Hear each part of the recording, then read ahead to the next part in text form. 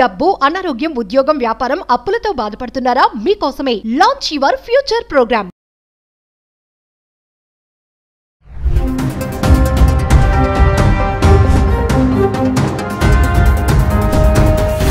నమస్తే, welcome back to Suman TV. Present మనతో పాటు ఉన్నారు అనలిస్ట్ మందర్ కృష్ణారెడ్డి గారు. నమస్తే సార్. నమస్తే అమ్మా.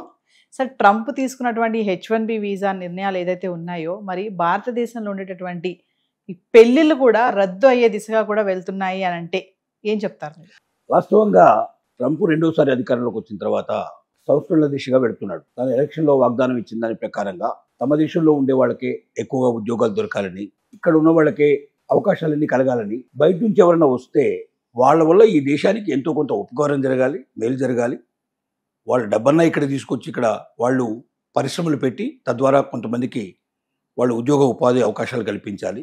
లేకపోతే వాళ్ళ టెక్నాలజీ వల్లనైనా కొంత ఏదైనా మెరుగైనటువంటి ఫలితాలు రావాలి. వాళ్ళ నాలెడ్జి మనకు బాగా ఉపయోగపడాలి. అలాంటి మేధావులైనటువంటి వాళ్ళు మాత్రమే ఈ దేశానికి రావాలి తప్ప ఇక్కడున్న డబ్బుని వాళ్ళ దేశానికి పంపించేటువంటి వాళ్ళు మాకు అక్కర్లేదు. ఇలాంటి వాళ్ళందరినీ మేము ఏరి పారేస్తాం అన్నట్టు కంకణం కట్టుకొని అసలు వలస వచ్చినట్టు వాళ్ళు ఎక్కడికున్నారో ఏరి వాళ్ళకి సంఖ్యలు వేసి మరీ తీసుకెళ్ళి దేశాలు వదిలిపెట్టి వెళ్ళిపోయినట్టు సంఘటనలు మనం చూసాం. అంతకుముందు అమెరికా మోజు విపరీతంగా ఉండేది. అమెరికా పెళ్లి కొడుకునే పెళ్లి కూతురు అంటే ఎగిరిగని తీసే పరిస్థితులు ఉండేవి. అమెరికా సంబంధాలు అంటే దానికోసం ఆపర్చునిటీస్ ఎవరిస్తారా అని దానికోసం ప్రయత్నం చేసిన వాళ్ళ సంగతులు చాలా ఉన్నాయి. అంటే అమెరికా అనేది ఒక డ్రీమ్, ప్రపంచంలోనే ఒక అలాంటి డ్రీము, ఈస్ట్మన్ కలర్ డ్రీమ్ లాంటి డ్రీమ్ అది. ఆ డ్రీమ్ను ఒక్కసారిగా చెదిరిపోయే పరిస్థితి ఏర్పడింది. ఎందుకంటే ట్రంప్ వచ్చిన తర్వాత ఏం చెప్పాడు, వీసాలని వీలైనంతవరకు అన్ని స్ట్రిక్ట్ చేసేసాడు, వీసాలని రద్దు చేసే ప్రయత్నం తీసుకొచ్చాడు.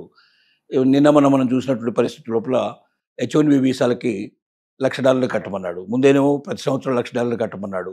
తర్వాత ఏదో ఒత్తిళ్ల వల్ల ఇప్పుడు $1,00,000 సంవత్సరానికి కాదు జీవితకాలం అనేటువంటి పరిస్థితి తీసుకొచ్చాడు. ఇది స్థిరంగా ఉంటుందని కూడా లేదు. మళ్ళీ రేపు పొద్దున్నే రాత్రి కలయిదన వస్తే రేపు పొద్దున్నే ఎల్లుండి దయచేసి మళ్ళీ అదే పాట పాడినా పాడుతున్నా $1,00,000 కాదు $5,00,000 కట్టాలన్నా ఆశ్చర్యపడాల్సిన అవసరం లేదు. ఎందుకంటే ఒక స్థిరమైన అభిప్రాయం ఉండే వ్యక్తి కాదు, ఏదైనా ఒక కాన్స్టెంట్గా ఒక దాని మీద నిలబడే వ్యక్తి కాదు. అతను ఒక రకమైన ఒక భావనలో ఉండే వ్యక్తి, ఒక ఆలోచనలో ఉండే వ్యక్తి. అలాంటి వాళ్ళు రేరుగా ఉంటారు, చాలా తక్కువ మంది ఉంటారు. అంటే తను అనుకున్నది సాధించాలి, తన మంకుపట్టు, తను ఏది మనసులో అనుకుంటే అది నెరవేరాలి అనేటువంటి భావనలో ఉండే వ్యక్తి. దానికి ముందు ఆలోచించాల్సి చాలా ఉంది. ఒక పెద్ద రాజ్యం, ఆ రాజ్యం తన చేతిలో ఉంది. దాని ప్రపంచంలోనే నెంబర్ 1 ప్లేస్లో ఉన్న రాజ్యం. దాన్ని తను పరిపాలిస్తున్నప్పుడు తను తీసుకునే ప్రతి నిర్ణయం ప్రపంచ ప్రజలందరూ హర్షించేట్టుగా ఉండాలి.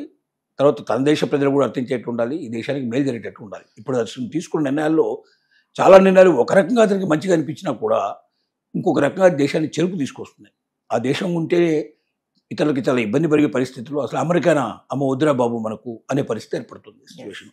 ఈ సిచ్యువేషన్లో ఎవరైనా అమెరికా సంబంధం అంటే 100 సార్లు ఆలోచించాల్సిన పరిస్థితి ఏర్పడింది. ఎందుకంటే చదువుకుంటున్నాడు అనుకున్నాడు. చాలామంది ఏంటంటే అక్కడ చదువుకోవడానికి పోయిన వాళ్ళు కూడా చాలామంది మ్యారేజ్ ఇక్కడ చదువుకోవడానికి పోయాడు కదా, ఏదో ఒక ఉద్యోగం చేస్తాడే కదా తప్పనిసరిగా అని చెప్పి ఇప్పటి నుంచే ఆ సంబంధాన్ని ఖాయం చేసుకునే ప్రయత్నాలు కొంతమంది చేసేవాళ్ళు. రెండోది, అక్కడ ఉద్యోగం వచ్చిందంటే ఇక ఉద్యోగం ఉంది కదా, ఆ ఉద్యోగం కూడా అయిపోతే ఇంకొక ఉద్యోగం చూసుకుంటాడు. అమెరికాలో ఒకసారి ఎంటర్ అయిన తర్వాత బయటికి రావాల్సిన అవసరం లేదు, ఇక అక్కడే ఉంటాడు. అంటే కోట్ల మీదనే సంపాదన చేస్తాడు, మా అమ్మాయిని కూడా అంత గొప్పగా సుఖపెడతాడు అనేటువంటి భావంతో చాలామంది ఉంటారు. అలాంటి పరిస్థితుల్లో ఉన్న సందర్భంలో అమెరికాలో ట్రంప్ ప్రవేశించినప్పటి నుంచి తల్లిదండ్రులు ఇంకొక ఆలోచనలో పడ్డారు.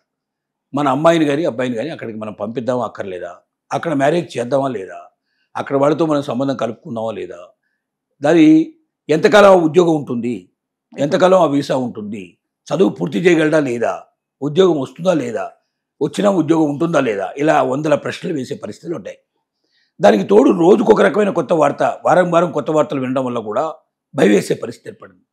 ఈ భయానక పరిస్థితిలో ఇప్పుడు ఏంటంటే మ్యారేజ్ బ్యూరోల్లో కూడా ఎవరైతే ఈ అమెరికా సంబంధాలు చూసేటి వెంకు ఇంతకుముందు ఎంత డిమాండ్ ఉండేదంటే అసలు వీళ్ళు 100 సార్లు రిక్వెస్ట్ చేస్తే కానీ వీళ్ళకి అవకాశం కల్పించేవాళ్ళు ఒక సంబంధం గురించి చెప్పడానికి.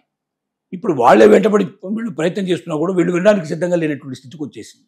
అమెరికా సంబంధాలు ఇక మాకొద్దు, ఎందుకంటే జీవితం ఎప్పుడు కూడా ఆర్థిక సంబంధాలతో ఎక్కువ ముడిపడి ఉన్న పరిస్థితులు. అమెరికాలో ఎవడో ఉన్నట్టు వాడు గుణవంతుడా కాదా, వాడు ఎలాంటి వాడు ఎవడు చూడు. ఎందుకంటే అమెరికా లాంటి దేశంలో తాగడం అనేది చాలా చిన్న విషయం, సిగరెట్ తాగడం కానీ లేకపోతే మందు తాగడం కానీ ఇలాంటి చాలా విషయాలు. ఇది కాకుండా గర్ల్ ఫ్రెండ్స్ ఉంటాం కానీ లేకపోతే కాస్త జాలీగా ఉంటాం, సోషల్గా ఉంటాం, ఇలాంటివన్నీ చాలా చిన్న విషయాలు. అసలు అక్కడ ఎవరు దాన్ని సీరియస్గా తీసుకోరు. Mm. ఎవరికైనా చెప్పినా కూడా నవ్వేస్తారు. కానీ అక్కడ ఉండే వాళ్ళందరికీ దాదాపుగా అలాంటి లైఫ్ అనిపిస్తారు కాబట్టి వాళ్ళకి పెద్ద ప్రాబ్లం ఉండదు. అలాంటి పరిస్థితుల్లో వాటిని కూడా అధిగమించి అల్లుడు ఎలాగా ఉన్నా పర్లేదు, ఉన్నాడు కదా, అమెరికా అల్లుడు అయితే చాలు అనేట్టు భావనలో కూడా చాలామంది కాంప్రమైజ్ అయిన వాళ్ళు ఉన్నారు. అందరి అల్లుళ్ళు అలా చేస్తారు కానీ మా అల్లుడు అలా ఎందుకు చేస్తాడు అని చెప్పి భావించే వాళ్ళు కూడా కొంతమంది ఉన్నారు. ఇలా అనేక రకాల ఆలోచనలతోటి అమెరికా సంబంధమే కావాలని కోరుకుని పట్టుబట్టి మ్యారేజ్ బ్యూరోల చుట్టూ తిరిగి, లేదా అమెరికాలో వాళ్ళు తెలిసిన వాళ్ళకి ఎవరికైనా చెప్పి వాళ్ళ వెంటబడి వేధించి కూడా అలాంటి సంబంధాలు చూసేట్టు ప్రయత్నాలు చేశారు. ఇప్పుడు మాత్రం రివర్స్ అయ్యే పరిస్థితి ఏర్పడింది. అమెరికా సంబంధమా మాకొద్దు బాబు అనేటువంటి ఏర్పడింది. ఎందుకంటే స్థిరంగా లేని జీవితం, Yes. ఎప్పుడు ఊడిపోతుందో తెలియనట్లు ఉద్యోగం, ఎప్పుడు అయిపోతుందో ఎప్పుడు వెళ్ళిపోతుందో తెలియని వీసా, ఎప్పుడు మారిపోతుందో తెలియదు. అంటే ట్రంప్ ఆలోచనలు బట్టి అక్కడ వాళ్ళ జీవితాలు ఆధారపడి ఉన్నాయి.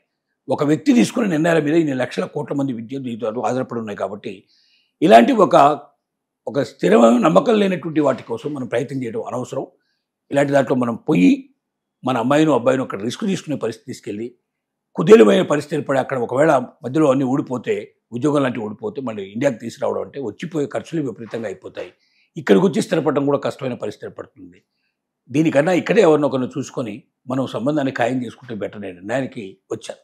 సార్, ట్రంప్ తీసుకునే ఈ సడన్ క్విక్ డెసిషన్స్ వల్ల చాలా వాటిపైన ప్రభావం ఉంటుంది కదా సార్? ప్రతి దాని మీద ఇప్పుడు మీరు భర్తృదానికి సంబంధించిన విషయం ఉంది. ఇంతకుముందు గర్భిణీ స్త్రీలు చాలా మంది Yes. అమెరికా వెళ్ళేవాళ్ళు దీనికోసం ప్రత్యేకంగా. Delivery అక్కడ time. డెలివరీ అయిపోతే అమెరికన్ సిటిజన్ అయిపోతాడు. Yes. అంటే ఏ కష్టం లేకుండా ఎదురు చూడాల్సిన అవసరం లేకుండా ఆల్రెడీ సిటిజన్షిప్ వచ్చేస్తుంది. బై బర్త్ సిటిజన్షిప్ వచ్చేస్తుంది.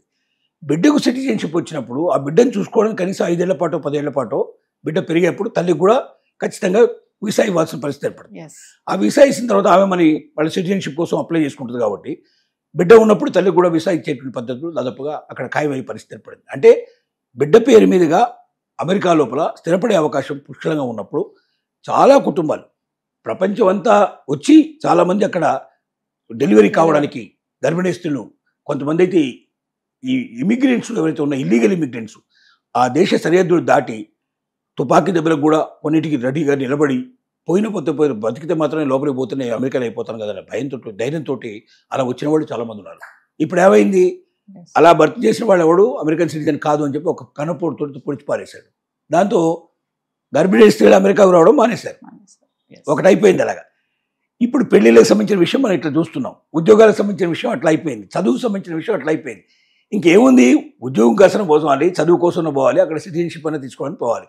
ఈ 3 దారులు మూసేసిన తర్వాత ఇక అమెరికా పోవడం దేనికనే విషయంతో వెళ్ళాలనే ఆలోచన కూడా పూర్తిగా తొలగిపోయింది.